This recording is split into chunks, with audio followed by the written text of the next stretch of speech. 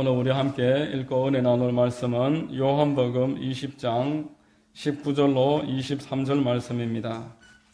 신약성경 요한복음 20장 19절에서 23절 말씀 제가 봉독해 드리겠습니다. 이날 곧 안식 후 첫날 저녁 때에 제자들이 유대인들을 두려워하여 모인 곳에 문들을 닫았더니 예수께서 오사 가운데 서서 이르시되 너희에게 평강이 있을지어다. 이 말씀을 하시고 손과 옆구리를 보이시니 제자들이 주를 보고 기뻐하더라.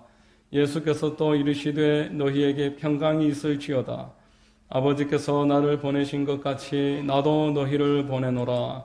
이 말씀을 하시고 그들을 향하사 숨을 내쉬며 이르시되 성령을 받으라. 너희가 누구의 죄든지 사하면 사하여 질 것이요 누구의 죄든지 그대로 두면 그대로 있으리라 하시니라. 아멘. 할렐루야. 주일 오전 예배에 나오신 여러분들을 주님 이름으로 환영하고 축복합니다. 우리 옆에 분들과 한번 인사하십시다. 참 잘 오셨습니다. 참 잘 오셨습니다. 만나서 반갑습니다. 저는 봉독해드린 요한복음 20장 19절 이하의 말씀을 통해서 본래대로 회복시키심 이와 같은 제목의 말씀을 전하겠습니다. 여러분 모두에게 큰 은혜가 임하기를 바랍니다. 여러분, 남유다가 바벨론에 의해서 패망당했습니다. 그리고 패망당하고 70년 후에 하나님 말씀하신 그대로 다시 회복됩니다.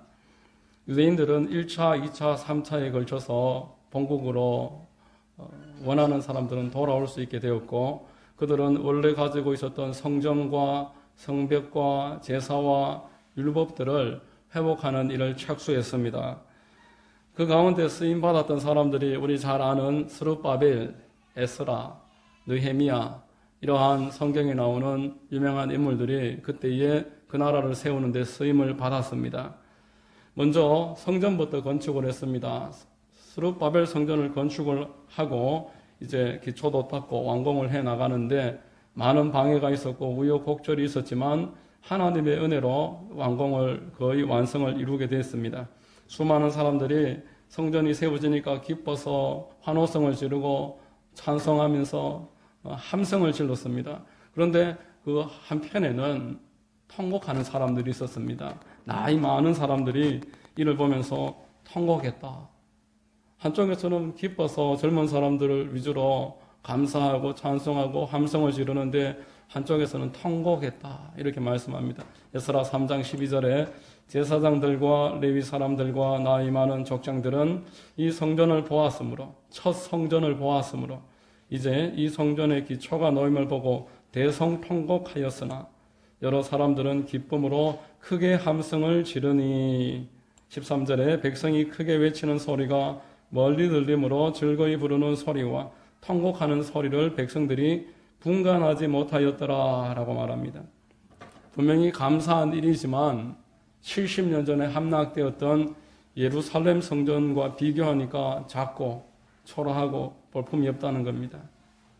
감사한 일이고 기뻐할 일이지만 본인들의 죄로 인해서 예루살렘 성전이 무너져 내렸고 거기에 비해 작고 초라한 아주 볼품없는 그러한 것들을 젊은 사람들이 기뻐하는 것을 보면서 나이 많았고 자신들의 죄로 이런 일이 일어났음을 아는 그 사람들은 통곡하지 않을 수가 없었다라는 말씀입니다. 여러분, 원래의 상태에 대해서 모르면은 지금 뭐가 잘못됐는지 모르는 것입니다. 본래 얼마나 훌륭하고 아름답고 하나님이 어떻게 만들어 놓으셨는지를 알면은 지금 내가 거기에 비해서 잘못되어 있다. 이것을 아는 것입니다. 우리 신앙을 점검하고 신앙생활을 하는 일에 있어서도 우리의 본래의 하나님의 창조하신 그 형상을 아는 것은 너무너무나 중요합니다. 오늘 읽은 요한복음 20장 19절 이하의 본문의 말씀은 예수님이 십자가에서 죽으시고 부활하셔서 그 첫째 날 저녁에 제자들이 두려워 떨고 모여있는 장소에 찾아오십니다. 19절에 이날 곧 안식 후 첫날 저녁 때에 제자들이 유대인들을 두려워하여 모인 곳에 문들을 닫았더니 예수께서 오사 가운데 서서 이르시되 너희에게 평강이 있을지어다. 예수님이 오셔서 사람들에게 너희에게 평강이 있을지어다. 재차 말씀하십니다. 너희에게 평강이 있을지어다. 예수님이 오셔서 첫 제자들에게 하신 말씀은 평강이었습니다. 두려워서 떨고 있는데 이제 예수님 살아나셨으니까 모든 죽음까지도 깨뜨리신 분이 말씀하신 그대로 살아나셨으니까 그만 두려워하고 평강을 누려라. 평강이 있을지어다. 말씀하시는 겁니다. 또 하나 더 말씀하셨습니다. 이 말씀을 하시고 그들을 향하사 숨을 내쉬며 이르시되 성령을 받아라. 이렇게 성령을 받아라. 예수님이 제자들에게 성령을 말씀하시면서 숨을 이렇게 불어주신 이유가 무엇이겠습니까? 이 장면을 보면은 성경을 알고 하나님의 그 첫 장면을 아는 사람들은 제일 처음에 그 하나님이 창조하신 장면을 떠올리게 될 것입니다. 하나님이 사람을 다른 동물하고는 다르게 흙으로 형상을 만드신 다음에 생기를 불어넣으심으로써 생명을 만드셨습니다. 창세기 2장 7절에 야훼 하나님이 땅의 흙으로 사람을 지으시고 생기를 그 코에 불어넣으시니 사람이 생명이 되니라. 생기를 불어넣으니까 생명이 되었다. 여기에는 생명은 생물체를 말합니다. 생기는 생명의 호흡입니다. 생명의 호흡을 넣어주심으로써 살아있는 영적 존재가 되었다. 그 말씀입니다. 하나님은 사람을 만드시되 동물하고 다르게 살아있는 영적 존재로 만드셨습니다. 자, 여러분 질문 드리겠습니다. 예수 믿는 게 무엇입니까? 주일날 교회에 예배에 출석하는 것이 예수 믿는 것이겠습니까? 아니면은 성경책 들고 할렐루야 이렇게 할렐루야 하면서 인사하면은 예수 믿는 것이겠습니까? 술, 담배를 하지 않고 남들보다 조금 더 도덕적으로 살면은 그게 예수 믿는 삶이겠습니까? 우리가 하나님이 첫 창조하신 내용과 또 부활하신 예수님이 사람들에게 하신 오늘 말씀을 생각할 때에 예수 믿는 것은요, 부활하신 주님 만나서 평강하게 되는 것이고 하나님으로부터 성령을 받아서 하나님과 영적인 소통이 회복되는 것입니다. 세상이 알 수도 없는 평강을 받아서 평강을 누리며 하나님으로부터 내려오는 생기를 받음으로써 하나님과 영적으로 소통하면서 살아가는 것, 이것이 바로 예수 믿는 생활인 줄로 믿으시기를 주의 이름으로 축원합니다. 여러분, 이것은 전혀 새로운 일이 아닙니다. 앞서 오늘 말씀드린 그 말씀처럼 하나님께서 본래 창조하셨던 그 형상 그대로 회복시키는 것입니다. 우리가 예수님을 믿지만 구약 성경과 첫 창조 기사에 대해서 잘 알아야 되는 것은 우리가 원래 어떤 존재였고 하나님이 무엇을 목표로 우리를 구원하시느냐 이것을 알아야 된다라는 것입니다. 여러분, 하나님과 유일하게 소통하는 존재로 사람을 만드셨습니다. 하나님과 대화하고 하나님 앞에 마음을 올려드리고 마음껏 예배드릴 수 있는 존재입니다. 동물은 이게 안 되는 거예요. 여러분, 동물이 제사 지내는 거 봤습니까? 동물이 기도하는 거 보셨습니까? 동물이 말을 하고 동물이 사람처럼 자기 표현을 제대로 하는 거 못 보셨을 것입니다. 여러분, 동물은 10년 동안 같이 사람하고 살아도 말을 한마디 하지 않더라고요. 제가 어릴 적부터 개를 10마리 이상을 키워봤는데 지금도 키우고 있습니다만은 아무리 같이 살고 오래 살아도 말을 하지 않습니다. 그리고 목사하고 같이 사는데도 예배 한 번 드리지 않고 기도 한 번 하지 않고 그렇게 영적으로 전혀 소망이 없어요. 여러분, 사람과 동물이 이처럼 구분되는 것입니다. 하나님은 사람에게 이러한 영적 영역을 주심으로써 세상을 다스리게 하셨습니다.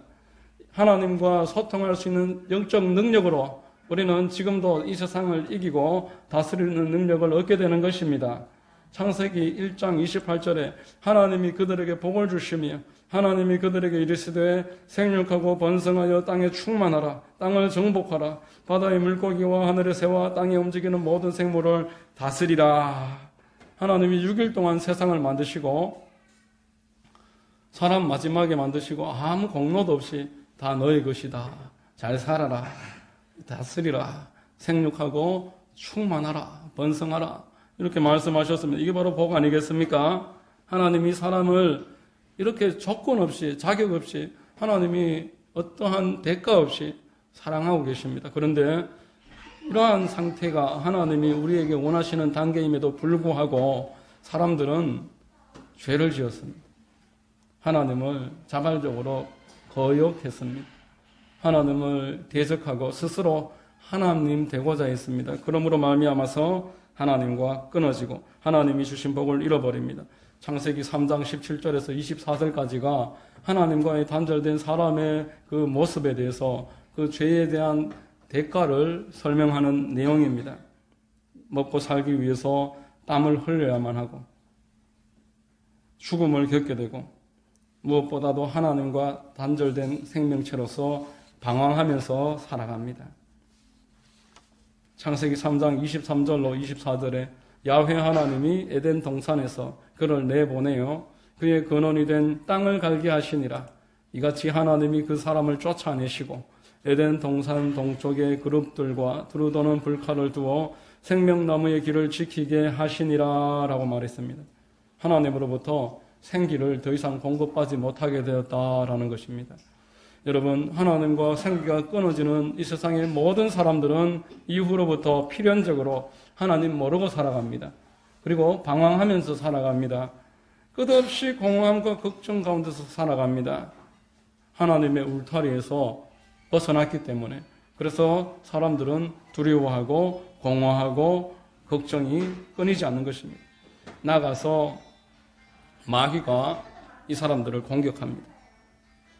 에베소서 2장 1절 2절 말씀에 그는 허물과 죄로 죽었던 너희를 살리셨도다.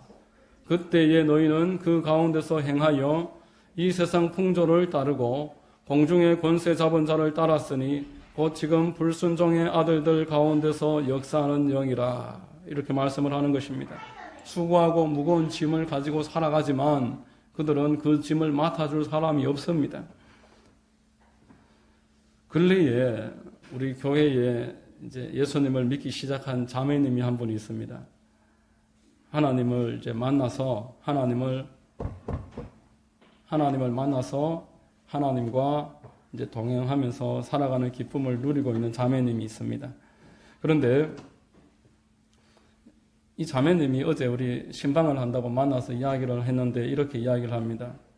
자기가 이제 알게 된 사람이 있는데 그 사람이 몸이 여기저기 아프고 병원에서는 병명을 알 수 없어서 그래서 무당을 찾아갔다고 해요. 그 사람을 만났던 아는 사람이 무당을 찾아갔는데 무당이 이것저것 하다가 나중에는 신 받아야 한다.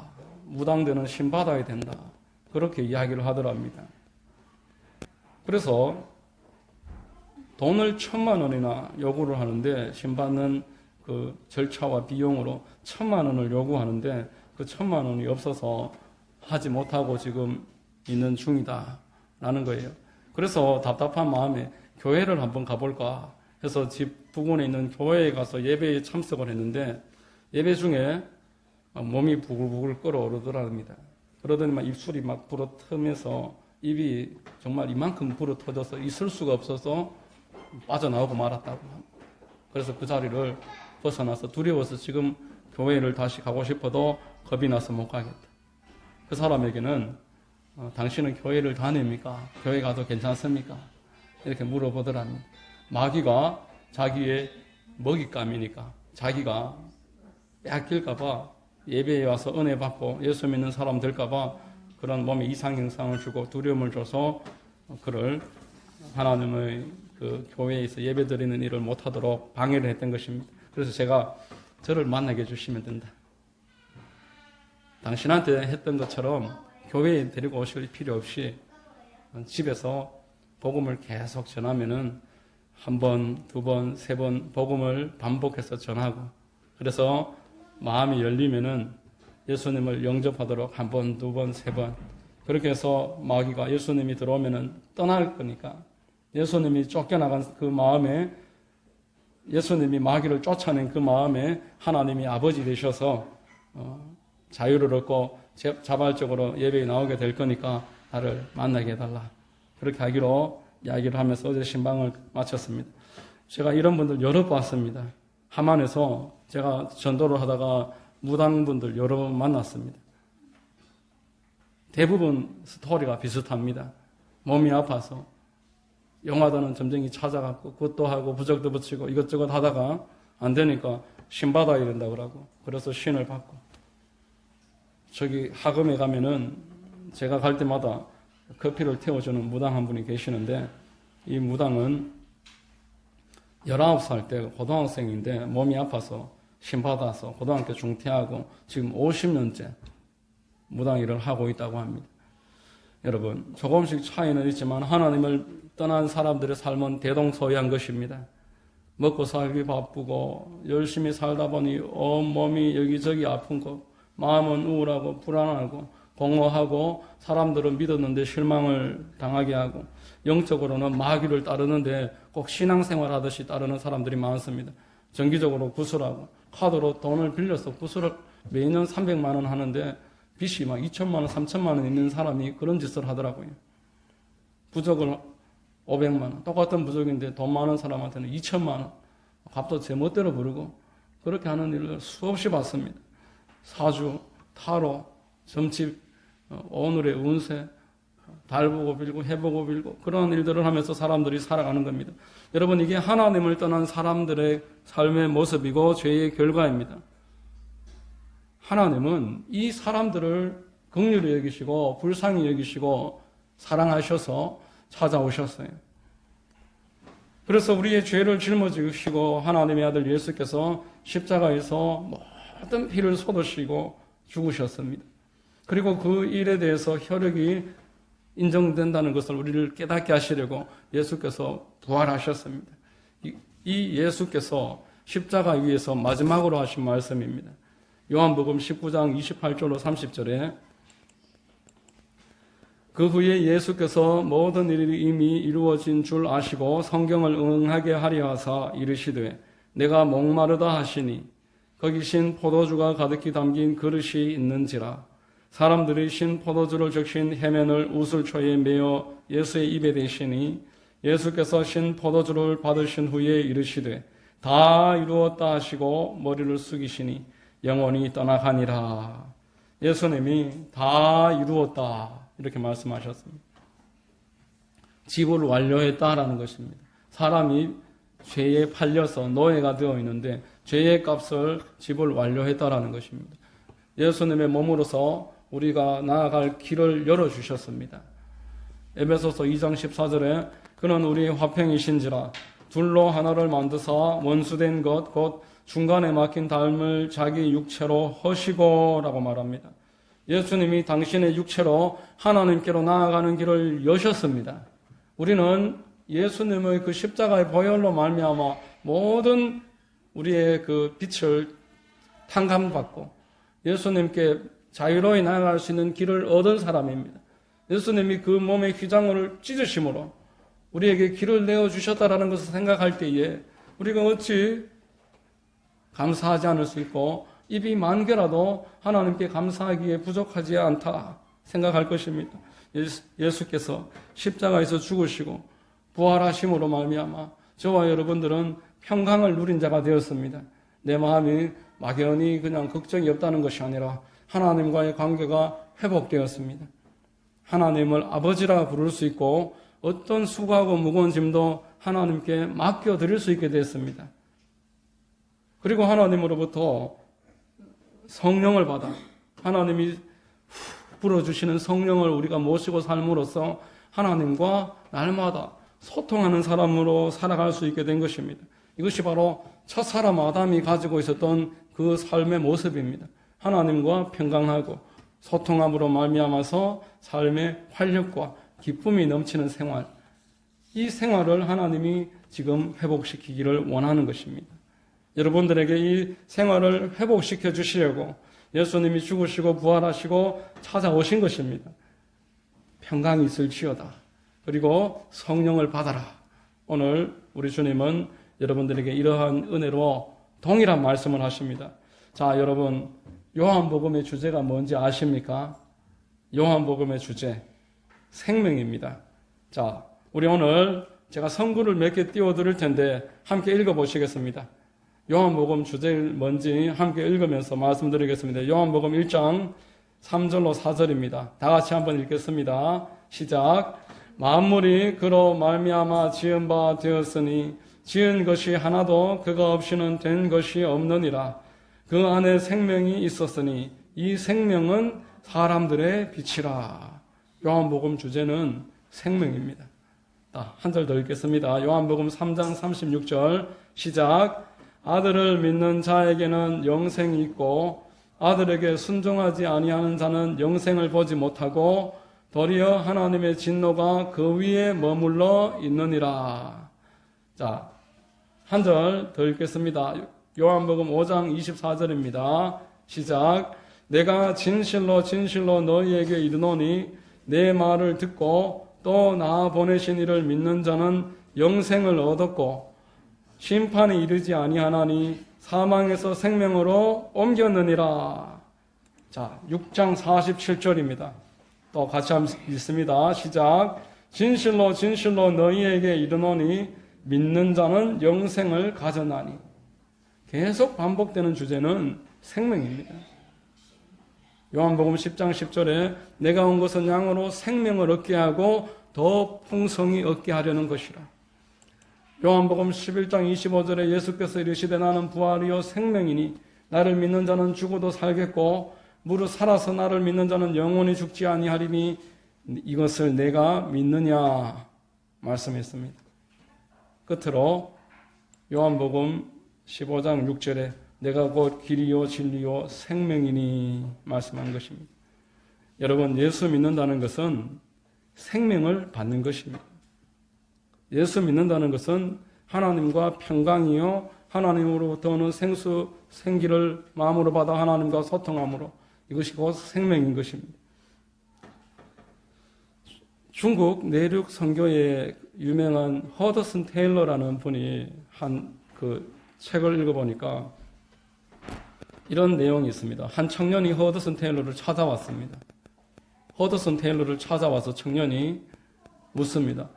몇 년 걸리면은 내가 신자가 될 수 있습니까? 신자가 되는데 몇 년이 걸리겠습니까? 그러자 허더슨 테일러가 이렇게 대답을 합니다. 신문지를 불에 가져다 대면은 얼마나 걸리면은 신문에 불이 붙습니까? 그렇게 반문을 한 거예요. 그러자 허더슨 테일러의 질문을 들은 청년이 대답을 합니다. 아니, 바로 붙이요. 네, 그렇습니다. 예수 그리스도의 십자가와 부활을 깨닫는 순간, 그 순간 여러분은 하나님으로부터 생명을 받습니다. 그 순간 성도가 되는 것입니다. 존 웨슬레라는 감리교의 창시자가 있습니다. 세계적으로 유명한 복음 사역자이고 그의 친구였던 찰스 그리고 조지 휘필드, 이러한 사람들이 예수님을 믿게 된 책이 있는데 그 책의 이름이 인간의 영혼 안에 있는 하나님의 생명이라는 책입니다. 헬리스 쿠걸이라는 분이 쓴 인간의 영혼 안에 있는 하나님의 생명. 요한 웨슬레는 복음 사역자였지만 그 이전까지 이 내용을 몰랐다, 이렇게 고백을 합니다. 인간의 영혼 안에 하나님의 생명이 들어오시는 것이 기독교인 줄 내가 몰랐다.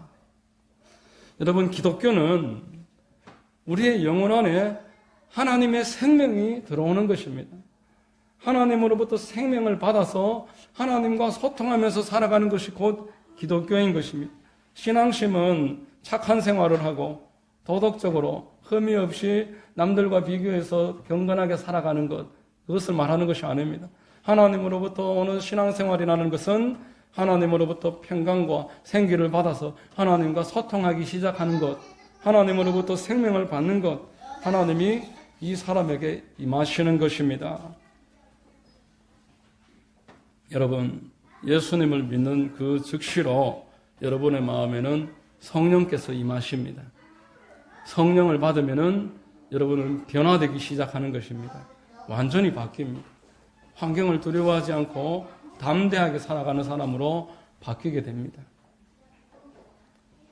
사도행전 1장 8절에 오직 성령이 너희에게 임하시면 너희가 권능을 받고 예루살렘과 온 유대와 사마리아와 땅끝까지 이르러 내 증인이 되리라 하고 말씀을 했습니다.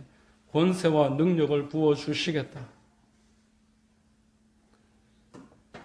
영국에 에드워드 모트라는 사람이 있었습니다. 이 사람은 나이 37세 때까지 목공소에서 일을 하고 있었는데 하나님을 모르는 사람이었습니다.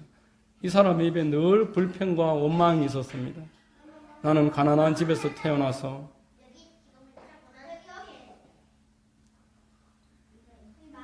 이렇게 목공소에서 지금까지 일을 하면서 살아가고 앞으로도 계속 일을 해야 한다니 내 신세는 왜 이럴까? 원망하고 불평하면서 살고 있었습니다. 우연히 길을 가다가 아는 사람의 소개로 교회에 들어갔는데 그 교회에서 존 화이트라는 목사님이 거듭남에 대한 설교를 했습니다. 거듭나야 한다. 거듭나는 것이 신앙이다. 설교를 그렇게 전했을 때에 그가 그 설교를 듣고 그 자리에서 은혜를 받고 변화하기 시작했습니다. 그 순간 이 사람은 예수 그리스도를 인격적으로 만났습니다. 하나님이 살아계시군. 그 깨달음을 얻고 그 길로부터 이 사람은 변화되기 시작했습니다. 그가 했던 고백입니다. 내 망치 소리는 이제 춤을 춘다. 내 눈에는 생기가 돈다. 내 마음에는 생수가 솟는다. 예수께서 오셨기 때문이다. 똑같은 일을 하면서 살아갑니다. 환경은 지금 당장 변한 것은 없었습니다. 그러나 존 화이트 목회자로부터 설교를 통해서 거듭남을 듣고 은혜를 받고 변화된 이 에드워드 모트는 이 순간 마음이 변화되기 시작했고 그의 마음의 변화는 그의 삶의 변화로 드러나기 시작했습니다. 열심히 일을 하기 시작했고 장차 그 목공소의 주인이 되었습니다. 사업은 날로 번창했고 그는 은퇴를 앞둔 무렵에 내가 이제 주님의 나라를 위해서 쓰임을 받아야 되겠다 이러한 생각을 하기 시작합니다. 그래서 신학을 공부하고 목사가 됐습니다. 예수님의 은혜를 생각하면서 그가 기록한 찬송시가 오늘 우리가 줄 예배를 드리면서 불렀던 찬송가 488장입니다. 이 몸의 소망 무언가 우리 주 예수뿐일세 우리 주 예수밖에는 믿을 리 아주 없도다. 이 찬송시를 에드워드 모트가 기록을 했습니다. 우리 주님이 얼마나 믿을 만한 분이신가. 제가 이런 감정을 들은 적이 있습니다. 예수를 알고 믿게 되자 갑자기 내 눈이 확 트였습니다. 저 하늘의 새와 나무와 온갖 꽃들과 풀이 나를 위해서 손짓을 하고 있습니다. 이 세상은 내가 이제껏 눈이 감겨서 몰랐을 뿐 하나님이 창조하신 하나님의 창조 세계였습니다. 이러한 고백을 하는 것을 들어봤습니다. 여러분들의 고백은 무엇입니까? 여러분 부활하신 주님을 우리가 만났습니다. 그 주님은 오늘날 동일하게 여러분들에게 말씀하십니다. 너희에게 평강이 있을지어다. 너희에게 평강이 있을지어다. 그리고 성령을 부어주십니다. 성령을 부음 받아서 우리는 하나님과 소통하는 삶을 살아갈 수 있게 된 것입니다.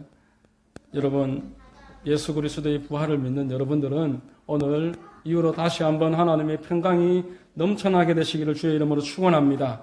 그리고 여러분들의 심령에 성령이 충만하게 역사하여서 하나님과 소통하면서 하나님의 은혜를 날마다 차고 넘치게 받는 여러분 되시기를 주의 이름으로 축원드립니다. 이 큰 은혜가 여러분들의 날마다 삶의 모든 순간순간마다 넘치시기를 주의 이름으로 축원드립니다. 기도하겠습니다. 좋으신 하나님 감사합니다. 오늘 예배를 통해서 주님을 믿는 것은 주님으로부터 평강을 얻는 것이요 또한 주님으로부터 생수를 받아 하나님과 함께 소통하며 살아가는 것임을 알게 하시니 감사합니다. 우리의 연약한 믿음을 주님 만져주시고 하나님으로부터 날마다 평강과 성령을 충만하게 받으며 살아갈 수 있도록 도와주시고 함께하여 주시옵소서.